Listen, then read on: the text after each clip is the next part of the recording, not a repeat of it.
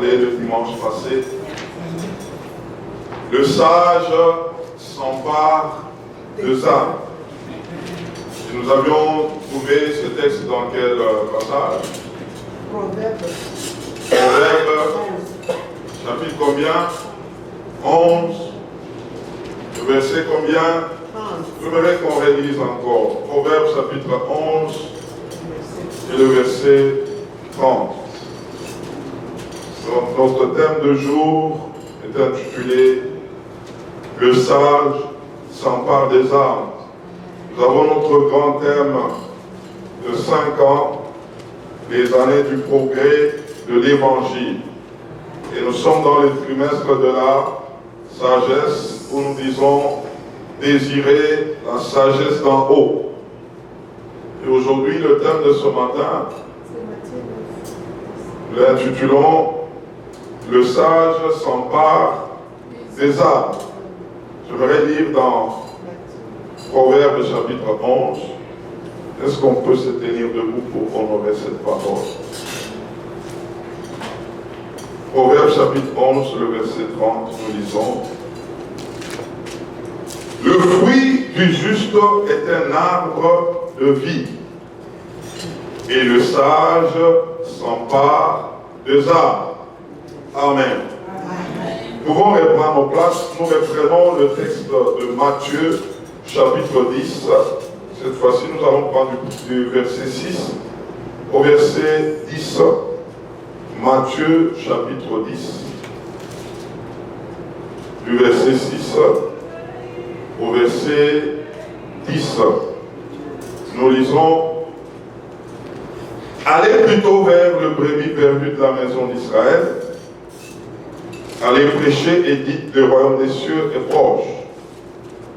Guérissez les malades, ressuscitez les morts, purifiez les lépreux, chassez les démons. Vous avez reçu gratuitement, donnez gratuitement.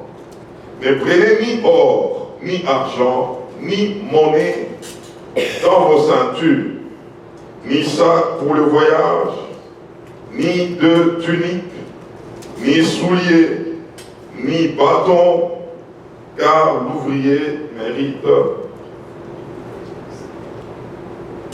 sa nourriture. Amen. Alors, prenons Luc chapitre 22, du verset 35 à 37. Luc chapitre combien? 22, le verset combien? 35. J'aimerais qu'on comprenne quelque chose ici. Donc, nous avons gardé Matthieu 10, n'est-ce pas? Et là, nous prenons Luc 22, 35 à 36, à 37 plutôt. Le Seigneur nous fera du bien encore ce matin. La Bible déclare, il leur dit encore, suivez ça, quand je vous ai envoyé sans bourse, sans sac et sans souliers, avez-vous manqué de quelque chose?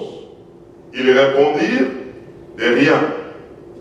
Et il leur dit, maintenant au contraire, que celui qui a une bourse la prenne, et que celui qui a un sac le prenne également, que celui qui n'a point d'épée vende son vêtement et achète une épée. Car, je vous l'ai dit, il faut que cette parole qui est écrite s'accomplisse en moi. Il a été mis au nombre de malfaiteurs. Ce qui me concerne est sur le point d'arriver. Amen. Gloire au Seigneur. Le dimanche passé, nous avions vu comment est-ce que Jésus a procédé pour gagner les âmes par la sagesse qui vient du Saint-Esprit, la sagesse d'en haut. Nous avions vu avec vous comment est-ce qu'il s'était approché de cette femme samaritaine, n'est-ce pas? Comment est-ce qu'il pouvait l'aborder autour de leur entretien concernant de l'eau Mais en réalité, Jésus visait un objectif pour l'atteindre et l'amener à accepter le Seigneur. Et donc nous avions vu comment est-ce que Jésus était pratique. Car la sagesse, en fait, nécessite la pratique. C'est une action. On comprendra que quelqu'un est sage par sa façon de faire. Et donc, aujourd'hui, nous voulons comprendre encore quelque chose dans l'approche des âmes. Selon, comme on dit, le sage s'empare des âmes. Les sages gagnent les cœurs. Alors, j'aimerais nous poser quelques questions. Est-ce qu'il t'arrive de te poser des questions du genre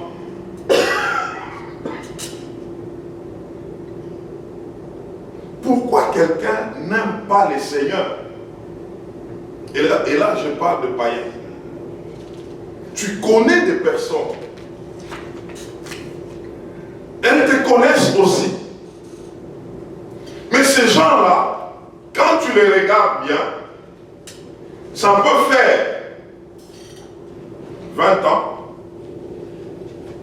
25 ans, que tu es avec ces personnes-là, mais elles n'aiment pas les choses de Dieu.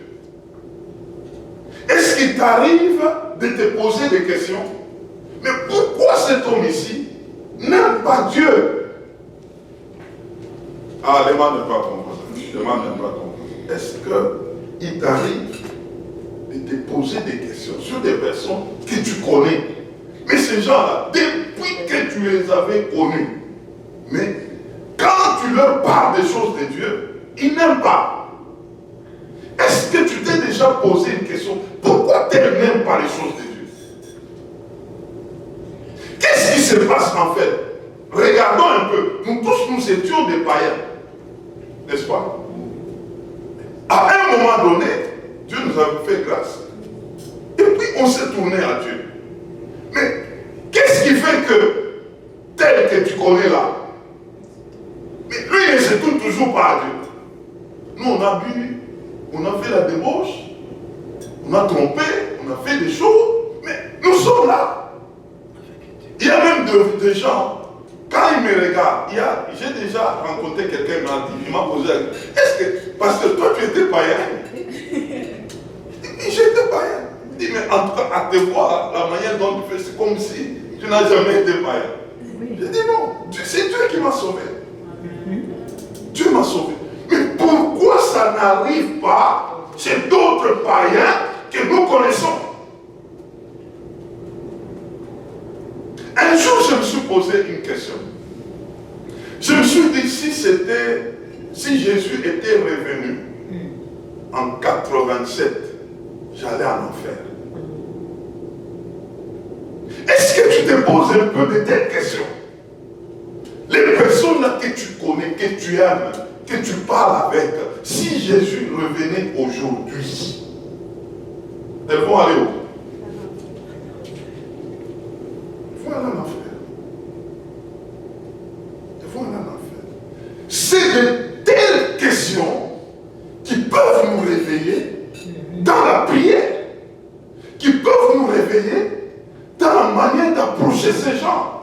Parce qu'en réalité, il y a quelque chose qui ne va pas. C'est pas normal. Regarde-toi. Tu ne connaissais pas Dieu. Mais un jour, tu as été impacté. Je ne sais pas comment, mais tu t'es tourné à Dieu. Mais regarde maintenant les autres. Regarde, entre un peu dans ta famille ce matin. Entre un peu dans ton entourage ce matin. Regarde. Essaie un peu de visualiser des personnes tout autour de toi, dans ta famille. Qu'est-ce qui se passe?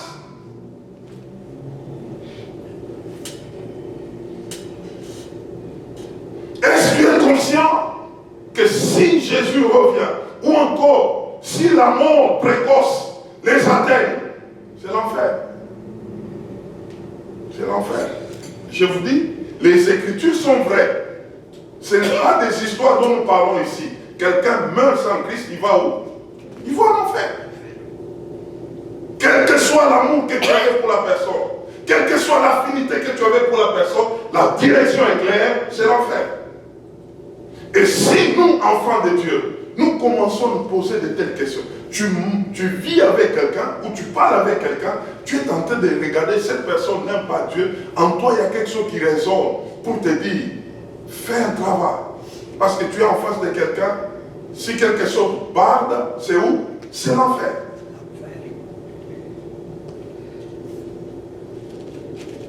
Vous savez, mes frères,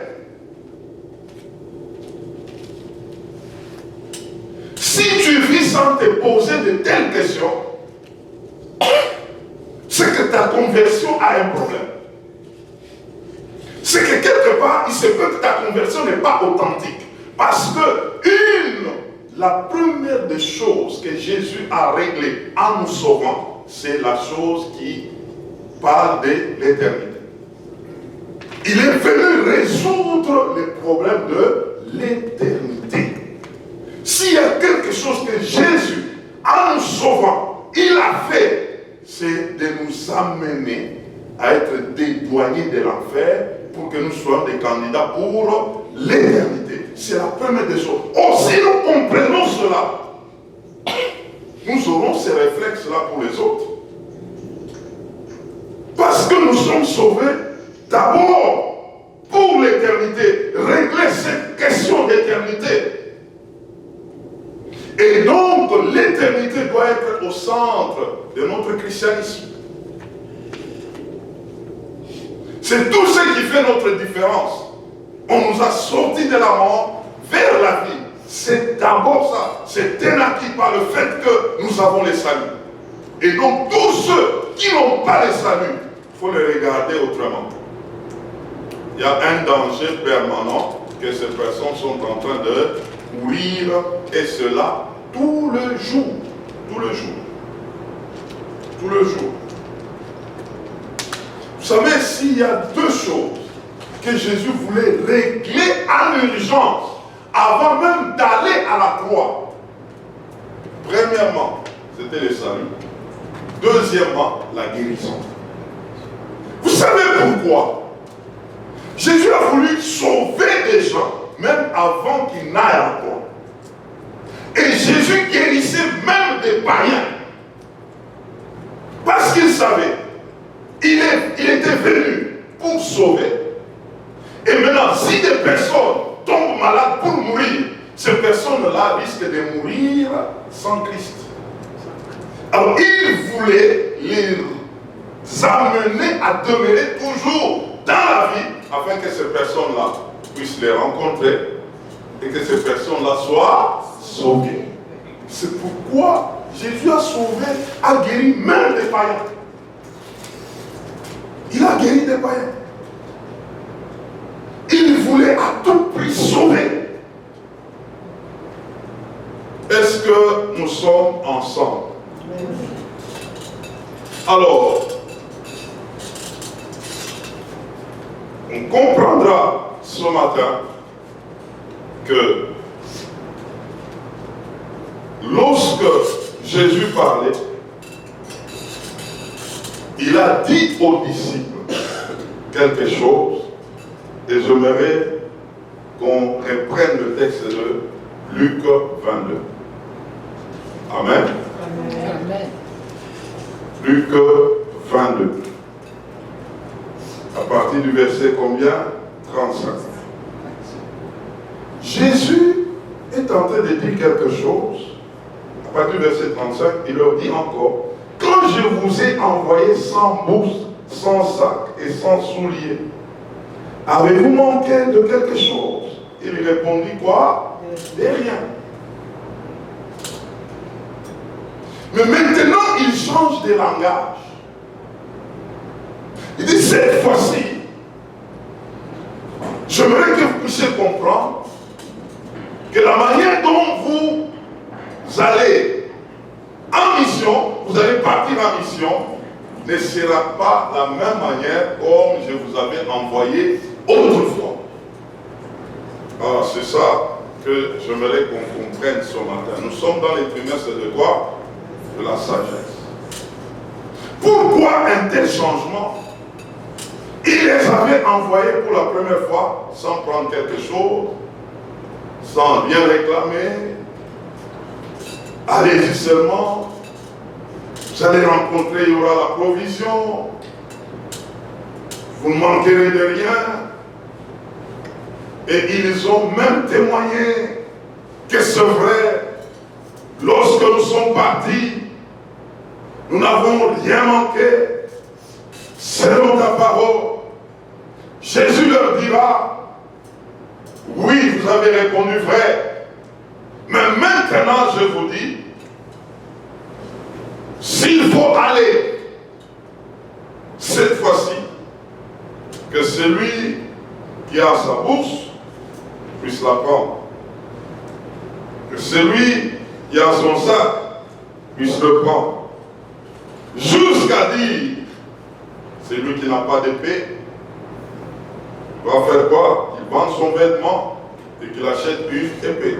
Et c'est de ça que je dis souvent. Celui qui n'a pas la Bible, il fasse quoi? Il vend ses chaussures pour acheter la Bible. Il est bien écrit ici. Hein? Ah. Alors, qu'est-ce que le Seigneur voulait leur dire? Autrefois, vous étiez avec moi. J'étais avec vous. Vous avez vu comment les choses se sont passées. Maintenant, soyez les responsables. Je vous ai porté. Je marche avec vous. Vous avez compris certaines choses étant à côté de moi. Mais il se fait que vous aurez à vivre maintenant d'autres choses. Vous devez être des responsables. À un certain moment de la vie, lorsque nous sommes enfants de Dieu, Dieu va nous porter comme des enfants. Amen. Hein? Il te porte comme un enfant, mais Dieu ne va pas continuer à te porter toujours comme un enfant. La volonté de Dieu est que tu grandisses et que tu sois aussi responsable. Et que tu comprennes que tu as à mettre la main à la pâte. Que tu comprennes qu'il y a des choses que tu dois faire pour que d'autres choses changent. Que tu comprennes que Dieu ne fera pas tout pour toi. Parce que tu as pris de l'âge avec lui. Parce qu'il t'a formé d'une manière ou d'une autre. Il t'a amené à comprendre certaines choses. Maintenant, il voudra que tu puisses changer un peu ton rythme. Ah, je parle à quelqu'un ce matin. Dieu veut que tu grandisses. Dieu veut que tu sois responsable. Dieu veut que tu puisses t'assumer dans un certain niveau de ta foi. Ce n'est pas toujours un Dieu auprès de qui nous allons toujours pleurer. Vous savez, Matthieu, chapitre 7, le verset 7 nous dit quoi? Premièrement, il y a demandé, on vous donnera. Ça, c'est un enfant. Ça, c'est à l'école primaire. Demander. Seigneur, donne-moi. Seigneur, donne-moi. Seigneur, donne-moi. Seigneur, donne-moi. Ça, c'est le premier niveau, le niveau d'enfance. Et puis, deuxièmement, on a dit quoi? Après demander, c'est quoi? Chercher. Chercher. Chercher. On commence à monter un peu au secondaire. Où je commence à chercher la face de Dieu. Je commence à chercher Dieu. J'ai quitté la demande. Je commence à faire quoi? À chercher. Je cherche. Après chercher, c'est quoi? Frapper. Frapper. Frapper là, c'est maintenant la persévérance. On comprend, hein? On a commencé par demander. Et puis, bon, j'entre là, chercher. Maintenant, je cherche là, je commence maintenant à faire quoi? À frapper. C'est quoi? La persévérance. Beaucoup s'arrêtent là. Je vais vous ajouter quelque chose. Après frapper, c'est quoi? Il n'y a rien. Maintenant, je vous ajoute quelque chose. Il faut sonder. Alléluia. Proverbe chapitre 25, verset 2. La Bible nous dit, La gloire de Dieu est de cacher les choses, mais la gloire du roi, c'est de sonder. Dieu nous veut à cette dimension-là, c'est grandir. Tu commences à chercher à comprendre. C'est pourquoi nous avions commencé par nous poser des questions. Pourquoi quelqu'un comme ça, depuis des années, mais la personne là n'aime pas les choses de Dieu? Ah, je commence à sonder. Je dis non. On ne peut pas dire parce que nous tous là, nous étions des païens. Nous tous là, nous faisions ce qu'ils font. Mais comment est-ce que nous là, on nous a amenés à Christ? Mais eux, je dois sonder. Je dois sonder. Là, je commence à chercher des vraies raisons. Alors que je te dise quelque chose. Dans ma manière de sonder, comprendre, le Saint-Esprit avait commencé à me parler. Il dit, il y a des gens, quand vous le voyez là, ils n'aiment pas les choses de Dieu. Il y a des dossiers qui les ont. Tu peux vivre avec quelqu'un qui a déjà tué un homme. Donc quand tu ramènes Christ, il sent dans sa conscience qu'il y a une culpabilité, on risque de me découvrir. Ah non, non, vos choses de Dieu là, non. Il y a des gens, ils ont déjà fait des choses bizarres. Quand il veut les présenter, ça peut scandaliser tout le monde. Et ils se disent, non, non, en tout cas, mieux vaut ne pas me donner aux choses de Dieu. Parce que là, je dois ouvrir mon cœur pour me libérer. Il y a des gens, dans les cœurs des gens, il y a des bombes. Il y a des bombes. Ce n'est pas pour rien que quelqu'un est toujours incrédule toutes les années. Il se peut qu'il a déjà sacrifié d'autres personnes. Et quand on doit parler avec lui, il peut vous dire, vous voyez, la mort de tel là, c'est moi qui avais bouffé. La mort de tel autre là, toute sa vie là, quand tous ne marchaient pas là, c'est moi qui étais à la barre. C'est moi. Vous devez avoir aussi un cœur. Hein, pour accepter ces personnes-là et pour les pardonner. Hein. Alors il y a d'autres comme ça, ils se disent, je ne peux pas parler, mais vous restez incrédule, restez païen jusqu'à la fin du temps. Ce n'est pas en vain lorsque quelqu'un, toi tu es toujours converti, la personne là refuse toujours, il y a des raisons. Il faut sonder. Maintenant, pourquoi sonder? Quand tu sondes, Dieu va te donner les vraies raisons. Maintenant, tu vas te mettre à prier par rapport à ces vraies raisons-là.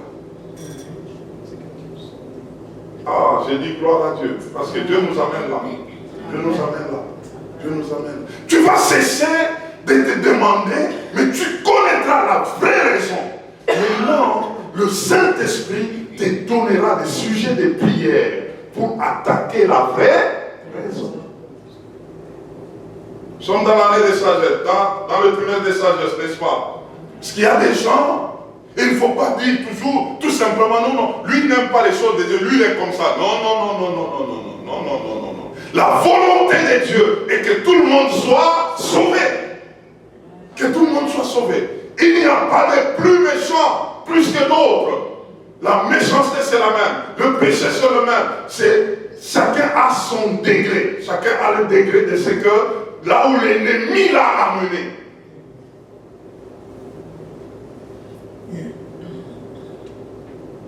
Vous savez que c'est facile à quelqu'un de dévoiler que j'étais dans l'occultisme, j'ai déjà tué plus de 100 personnes. Comme ça là. Directement la personne se voit jugée, la personne se voit exposée, et le premier réflexe c'est de cacher et puis de ne pas accepter les choses de Dieu. Parce que ces choses-là vont l'amener à se dévoiler. Comprenez bien les choses. Comprenez bien les choses. Ne dites pas toujours non, non, tel, non, non, dans ma famille il y a des gens qui n'aiment pas les choses de Dieu. Non, non, non, non, non. Sondez, sondez, sondez, sondez, sondez. Vous aurez de vraies raisons. Le Saint-Esprit va révéler. J'en sais quelque chose, moi qui vous parle. Nous sommes dans l'année du progrès de l'évangile. Il y a des personnes, je les déclare ce matin, elles doivent rencontrer Jésus-Christ. Elles doivent se tourner à Christ.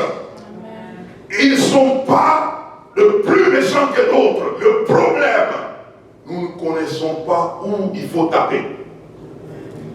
Il faut sonder. Le temps de sonder.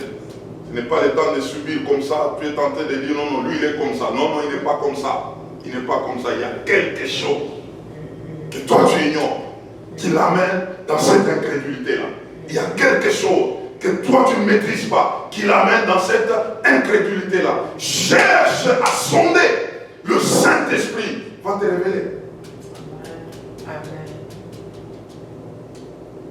Alors je suis en train, je vais donner quand même il y a une de mes filles qui est en Afrique du Sud là, elle avait vu une jeune fille qui passe souvent sur l'Instagram, TikTok, elle fait beaucoup de vues, elle est star en ceci.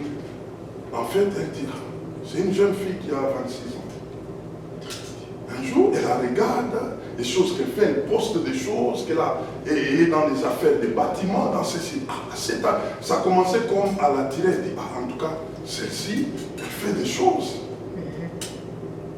Pendant qu'elle voulait commencer à l'attirer, une nuit, elle voit un songe. Le Saint-Esprit commence à lui parler de cette fille-là. Il lui dit, tu vois comment elle est. Parce qu'en fait, voilà un autre détail, mais elle regardait que sa vie n'était pas une bonne vie. C'était une vie de... Elle veut aussi s'exhiber, se laisser dans des habits bizarres et tout, donc juste pour attirer les regards. Mais quand on montre ses œuvres, elle dit, mais elle fait des grandes choses comme ça. Et la nuit, le Saint-Esprit lui révèle. Et tu vois comment elle est. C'est une fille qu'on avait déjà sacrifiée dans sa famille. Elle a couché avec son oncle. Et c'est ça la tradition de leur famille. Pour l'amener là où elle est. C'est comme ça qu'elle se comporte de cette manière-là. Elle dit, c'était tellement clair parce que elle commençait à la regarder et le Saint-Esprit révèle que c'est pourquoi elle est comme ça et c'est du genre, elle s'éloigne des choses de Dieu. Et pour se défouler, c'est comme ça qu'elle se comporte. Ça, il n'y a que le Saint-Esprit qui peut faire ça. Il n'y a que le Saint-Esprit.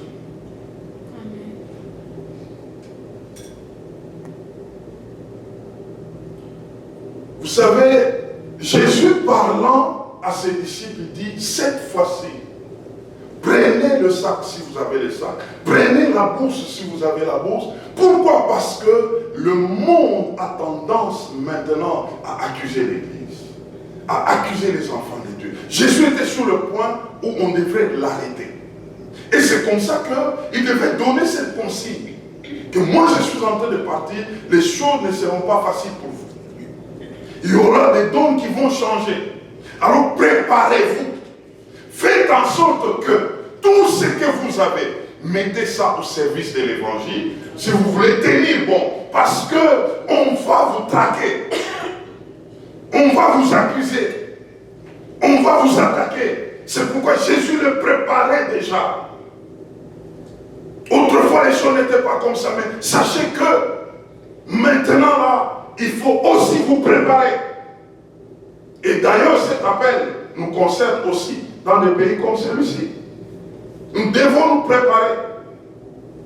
Utiliser tous les moyens possibles à notre disposition pour que l'évangile avance.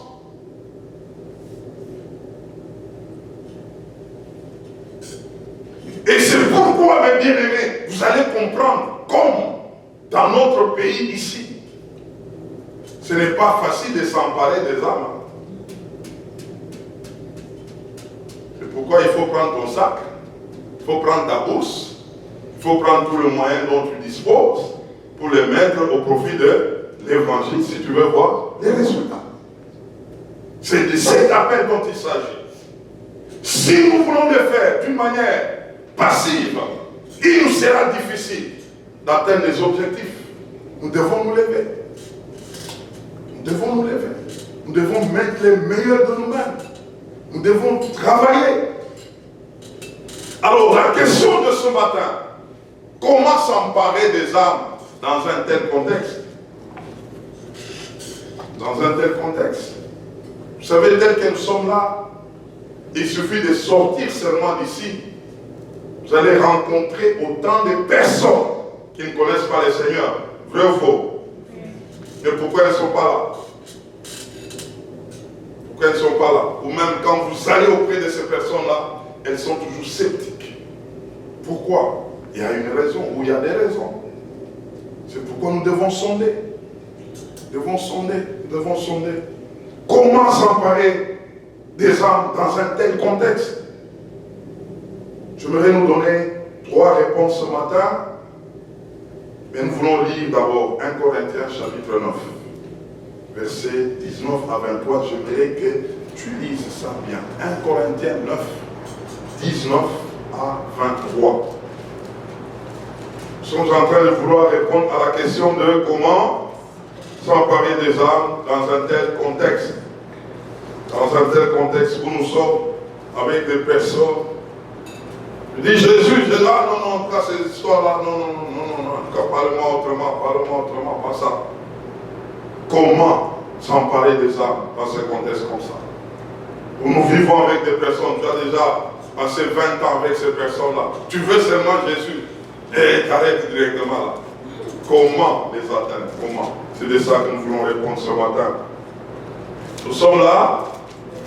Verset 19, nous commençons là. Soulignez ça très bien. Ça va nous aider.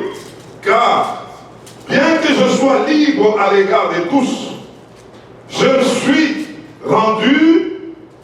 Ah, quelqu'un peut parler, peut dire à haute voix ça. Je me suis rendu le serviteur de tous, afin de gagner les plus grands nombres. 20. Avec les Juifs, j'étais comme Juif, afin de gagner les Juifs. Avec ceux qui sont sous la loi, comme sous la loi, quoique je ne sois pas moi-même sous la loi, afin de gagner ceux qui sont sous la loi. Comprenez un peu la sagesse qui est là?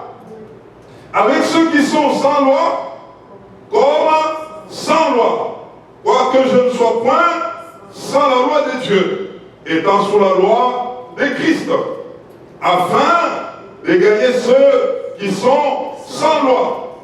Verset 22. J'ai été faible avec les faibles, afin de gagner les faibles. Je me suis fait tout à tous, afin d'en sauver de toute manière quelques-uns. 23.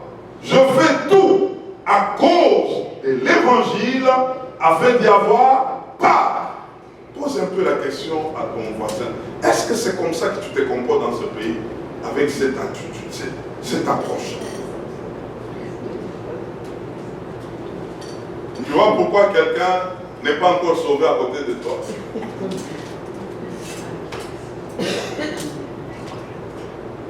Est-ce qu'on comprend ça? Ça, c'est très faux. C'est quelqu'un qui a compris. J'aimerais souligner 3 choses. Comment s'emparer des âmes dans un tel contexte? Premièrement, il faut avoir un cœur de serviteur.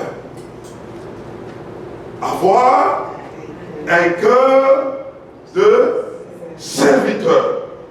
C'est quel cœur? Le cœur de serviteur. Nous avons souligné quelques passages ici. Je voudrais qu'on comprenne quelque chose ici, ce matin. Le verset 23 nous dit: je fais tout à cause de l'évangile afin d'y avoir part. 22, la partie B. Je me suis fait tout à tous afin d'en sauver de toute manière quelques-uns. Avoir un cœur de serviteur. C'est quoi c'est cœur de serviteur. C'est quoi ce cœur de serviteur? C'est une dimension d'être prêt à répondre à toute sollicitation, quelle que soit leur exigence.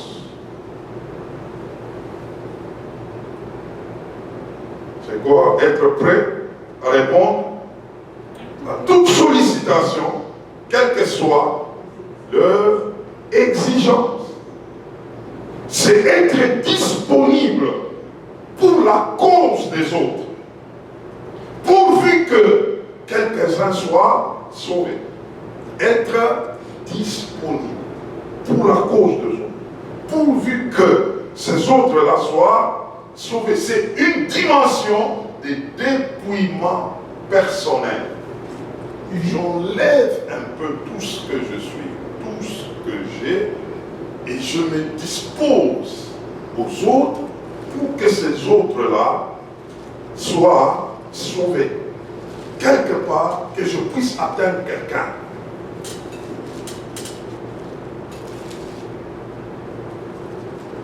Vous savez, une telle approche peut nous amener à faire comme un travail où nous voulons nous substituer aux autres.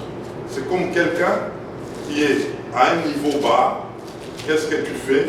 Tu descends à son niveau. Tu fais comme cette personne dans le but de ramener maintenant la personne à ton niveau. C'est une dimension de stratégie. Vivre avec des gens dans une approche stratégique. C'est que tu ne veux pas, nous avons vu avec vous la fois passée, pourquoi Jésus, le dimanche passé, pourquoi Jésus avait limité la mission des disciples, n'est-ce pas? Parce qu'il n'avait pas le Saint-Esprit et qu'il ne pouvait pas faire face aux autres réalités. Bon, là, nous sommes en train de comprendre lorsque nous avons la puissance du Saint-Esprit, nous avons la sagesse, c'est là que nous pouvons faire cette manière ici. C'est-à-dire, tu peux descendre à un niveau de quelqu'un, mais dans le but de l'amener à Christ. Tu descends au niveau de la personne, mais en réalité, tu ne réunis pas à ce que toi tu es. Tu es toujours ce que tu es en Christ, mais tu as un objectif avec la personne. Tu peux échanger avec la personne dans le langage de la personne, mais avec comme but de ramener la personne. Je me suis fait un serviteur de la personne. Je vais dans la direction de la personne, mais dans le but de ramener cette personne à qui? À Christ. Vous savez, un serviteur a une dimension quelque part d'esclave. C'est comme quelqu'un qui se dispose à quelqu'un d'autre. Au fait, c'est à peu près ça. C'est que tu as un objectif, tu te plies un peu à la personne, mais cela ne t'enlève pas ce que tu es. Tu as un objectif, tu poursuis un objectif. Si nous tous, nous pouvons faire attention à ça, nous aurons des relations ciblées avec des personnes. C'est que je suis bien avec toi, mais dans un objectif donné. Je me fais gentil avec toi dans un objectif donné. Vous savez, c'est comme une dimension d'empathie. Pas la sympathie, mais l'empathie. C'est-à-dire, je peux me faire, je fais comme si j'allais vers ta douleur, en fait, mais cette douleur n'est pas ma douleur à moi. Mais je descends là, dans le but de t'amener, ça ne m'affecte pas, mais je fais quelque chose qui va m'amener à te ramener. Et ça, c'est très important. Si nous pouvons avoir des relations ciblées, je suis avec elle, ça peut me prendre du temps, mais je sais ce que je poursuis dans la personne. Je ne vis pas comme ça pour dire, N'accepte jamais un païen qu'il est païen, que c'est normal. Voilà. Est-ce que quelqu'un m'entend? Qu'il soit toujours païen, pour toi, ça doit demeurer toujours anormal tous les jours. Ça, c'est un cas qui n'est pas normal. Donc, je suis en train de poursuivre quelque chose pour que la personne, c'est tout. Parce qu'il nous arrive où des gens commencent à accepter les autres comme ça. Tu commences à accepter quelqu'un, tu dis non, mon frère là, c'est comme ça qu'il est. Même quand vous parlez avec lui, tu n'y penses même pas à son salut. Vous commencez à parler affaires, vous commencez à parler comment faire des projets, vous commencez comment faire gagner et tout et tout. Il n'y a plus de chapitre de comment faire pour que cette personne se tourne à Christ. Ça devient dangereux. Est-ce que quelqu'un m'entend?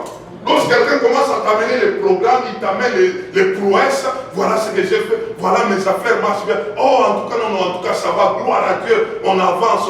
Mais pendant que la personne là ne connaît pas Dieu. C'est grave. C'est grave.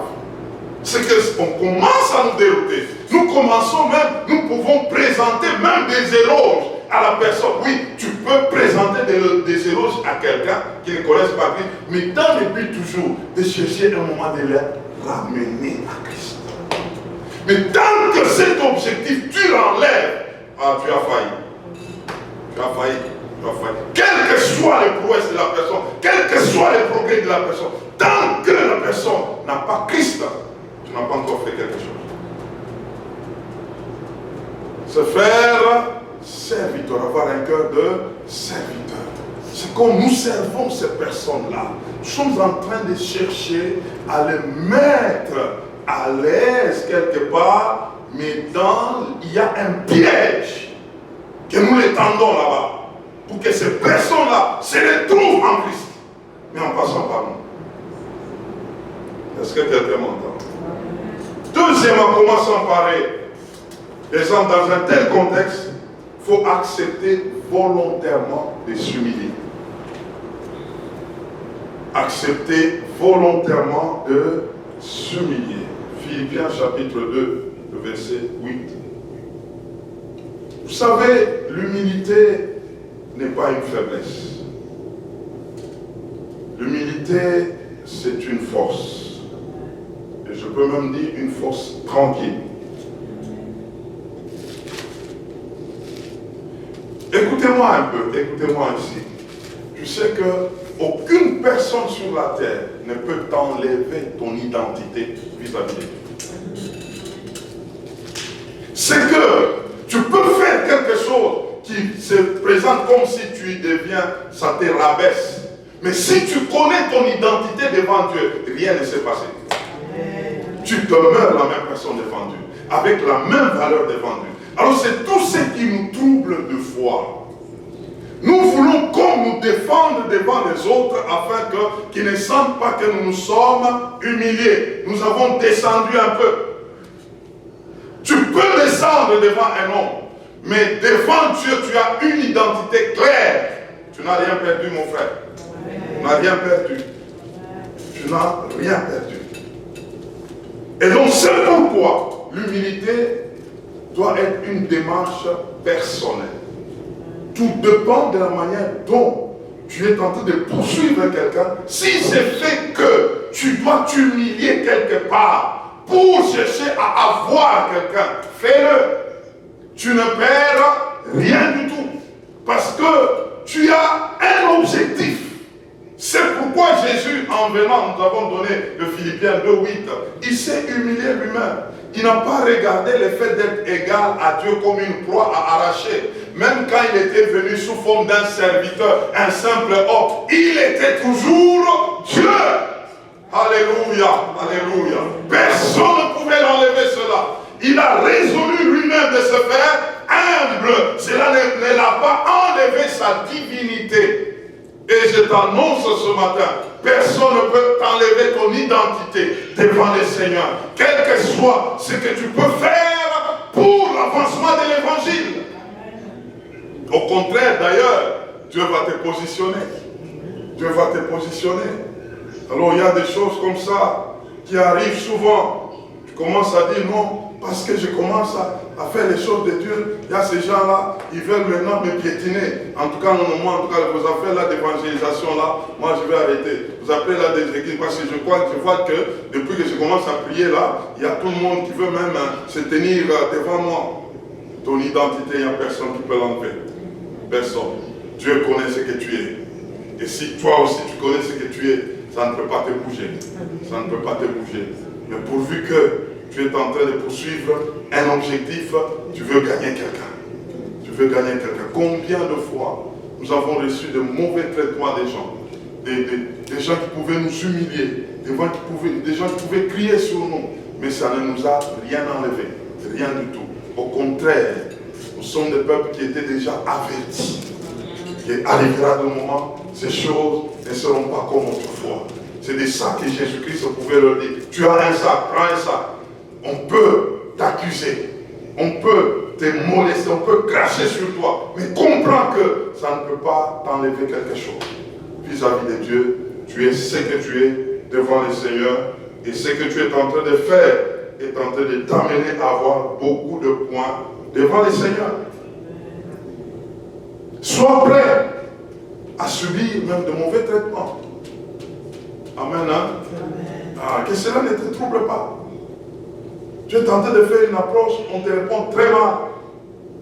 Ne lâche pas prise. C'est la voie par laquelle quelqu'un sera touché.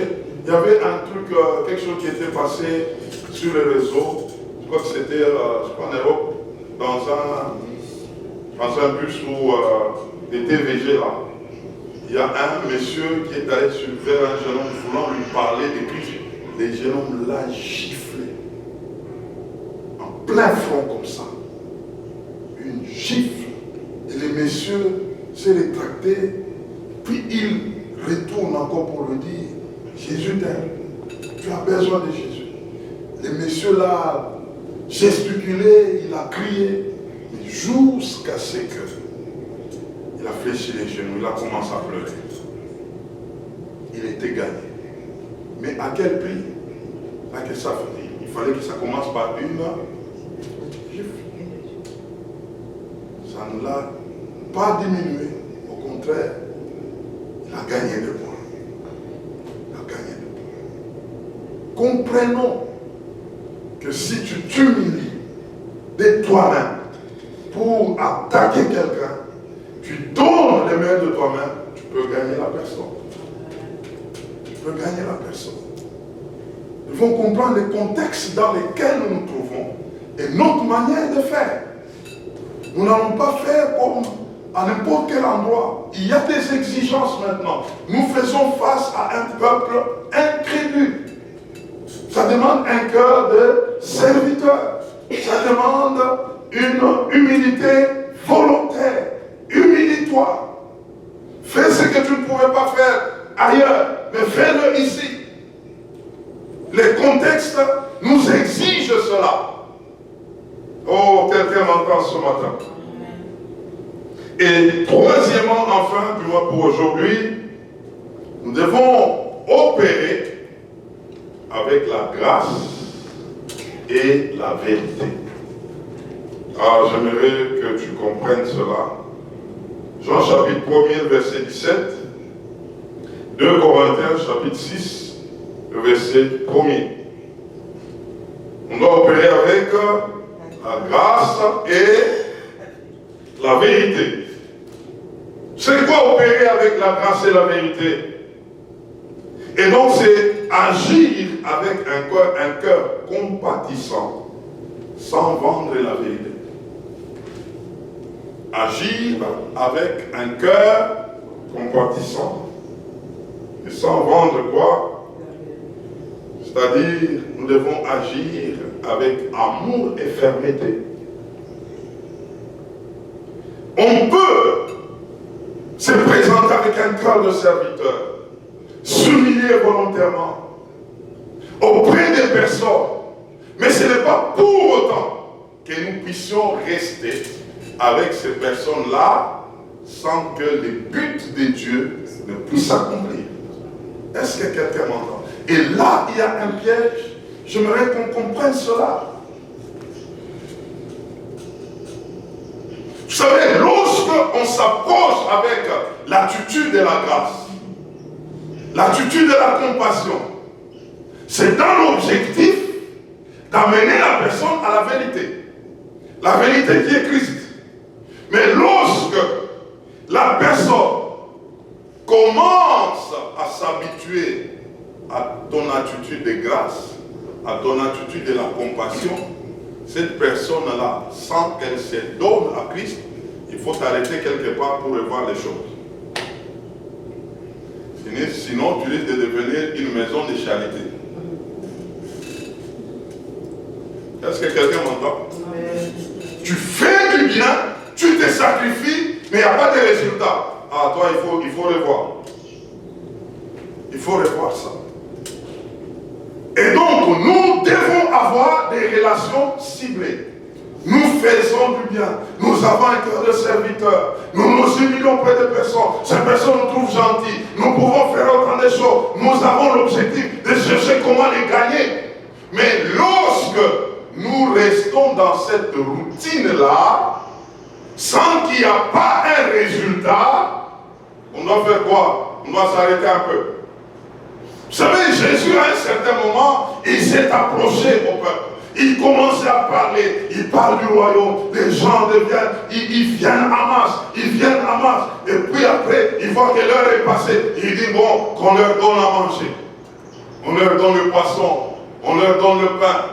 Et maintenant, d'autres commencent à parler que lui, c'est un donneur de pain et donneur de poisson. On peut aller auprès de lui, on va les manger. Jésus dit non. En tout cas, là, il y a eu la grâce.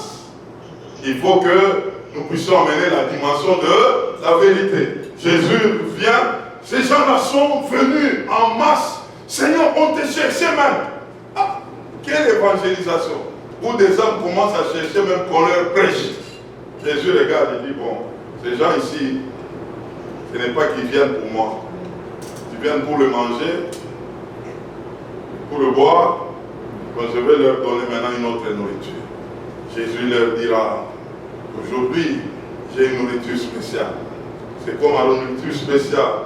Mangez ma chair, vous aurez la vie. Et oh, c'est comme ça encore ici. Et c'est comme ça qu'il y a eu ceux-là qui étaient venus pour les buts du manger, ils se sont éloignés. Et ceux qui avaient compris, qui avaient et la grâce et la vérité, ils sont restés. Nous devons toujours faire la part des choses. Nous nous approchons des gens. Nous nous faisons serviteurs. Nous nous humilions auprès des gens. Il ne faut pas que ces gens-là nous trouvent comme des personnes de charité.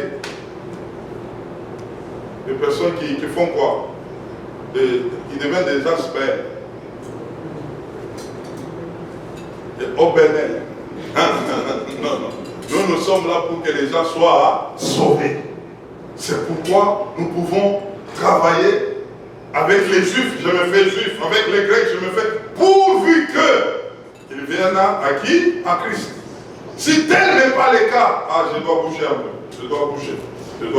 C'est comme ça que le Seigneur, dans la sagesse toujours, il s'est fait qu'à un moment, il parlait en parabole. Il voulait cibler des personnes qui avaient l'intérêt à ce qu'il disait pour que ces personnes-là soient ciblées. Et donc nous devons toujours faire la part des choses. C'est vrai, nous voulons nous faire serviteurs pour les autres, nous voulons nous humilier volontairement pour les autres, et donc nous devons aussi regarder l'affaire de la grâce et la vérité. C'est pourquoi sois bon pour les comptes du Christ. Ne sois pas bon comme un bonbon. Non, non. Sois bon. Et à cette bonté, ajoute quoi? La vérité. La vérité. La vérité. La vérité. Ne sois pas seulement bonbon, bonbon, bonbon, bonbon. Bon et vérité. Bon et vérité. Ah. Quelqu'un, tu lui donnes un bonbon, et puis après, tu lui donnes quoi? La vérité. Ah. Ça doit aller de pair. Si tu commences seulement à donner bonbon, tu n'auras pas de résultats. Est-ce que quelqu'un m'entend ce matin? Est-ce que quelqu'un m'entend ce matin? Et donc ça demande la sagesse. Ça demande la sagesse. Je fais du bien à quelqu'un, mais je suis en train de voir que ce bien ici, ce n'est pas toujours pour que toi tu continues dans ta vie. Ce bien ici, c'est pour que quelque part, je puisse voir comment t'amener à Christ. Est-ce que quelqu'un m'entend ce matin? Je fais tout à tous pourvu que j'en gagne quelques-uns. Je fais tout à tous pourvu que quelqu'un soit touché. Je fais tout à tous pourvu que l'évangile avance. Si je me mets à travailler de cette manière-là, les choses vont aller de l'avant et je vais me retrouver avec le résultat à la fin, en fin de compte. Amen, amen. Que Dieu bénisse sa parole. Amen, amen.